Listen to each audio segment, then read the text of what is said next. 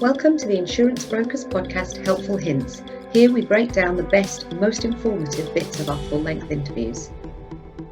The operational silos that exist within businesses, whether it's departments or geographical locations or whatever it might be, and the processes that are implemented, there's almost sort of the next layer up that needs to be considered before you can look at that. And I know some of the conversations we've been having, it's exactly what you're doing in some of the work you're doing at the moment, which I think is phenomenal.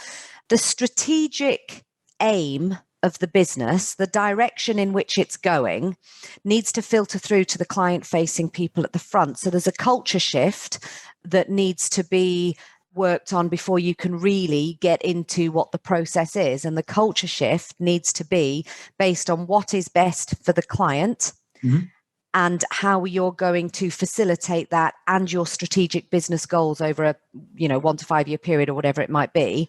And then what processes are put in place. And all too often we've seen a real attempt to do this, but the difficulty is everybody's working on a different sheet of paper because everybody's priorities are different. And what I've found really refreshing in some of the stuff we've been talking about is bringing the culture and the mindsets on board, both at a senior leadership level and then working out how we bring that through to the client-facing staff so that everybody is aligned to and working towards the same goal. To give it like a tangible example, I had a meeting with Mike Keating a while ago now. And one of the things he was saying is about the insurers saying, right, we need a 20% rate increase across the board. And the individual underwriters at front line reading that is a blanket 20% rather than let's, move it as it needs to be from the good and bad risks and making sure we don't, lose good risks because we're applying something blindly and we keep the bad risks because we should be applying more. That's sort of one of the tangible examples from this kind of strategic aim and the processes and the way that the culture shift is filtered down as not quite working. What kind of examples have you come across in the sort of WAM organizations of that type of thing? And what are you coming across in the smaller organizations, and what parallels can we draw? I think with the larger organizations, cultural shift is always going to be a real challenge because if the definition of culture is that everybody within the business needs to feel and breathe the same strategy. They all need to understand why they're doing the things that they're being asked to do. They need to understand the impact of what they're doing, not only on their client, but on their business and on themselves as well. Everybody really needs to get it. And with an organization of tens of thousands, that's quite a difficult thing to achieve. So the large organizations talk about cultural change and they talk about cultural shift because it's a trendy thing to talk about, but actually implementing it is far more difficult. And you made the point that the senior leadership team comes up with their strategy and wants to change the culture of the business, but it has to percolate through so many different levels. Both territorially, geographically, and culturally, that by the time the message gets to the shop floor, it's largely dissipated, and it's really difficult to maintain the intensity of the strategy at that level by the time you've gone through all those levels. With the organizations I'm working with now, that is less of a challenge. But having said that, there are still things I think that need to be done in order to be successful in making these changes.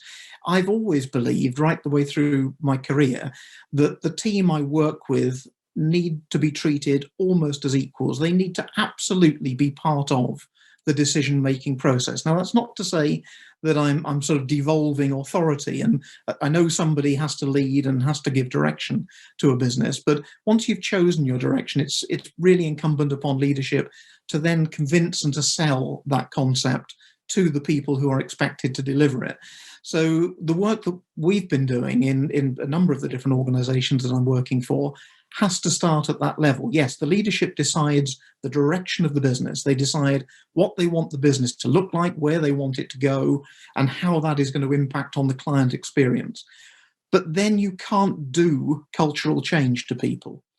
you have to engage people in that cultural change process. And so my style is typically to explain to people what we're trying to achieve and to really work with them to make that become a living, breathing ethos.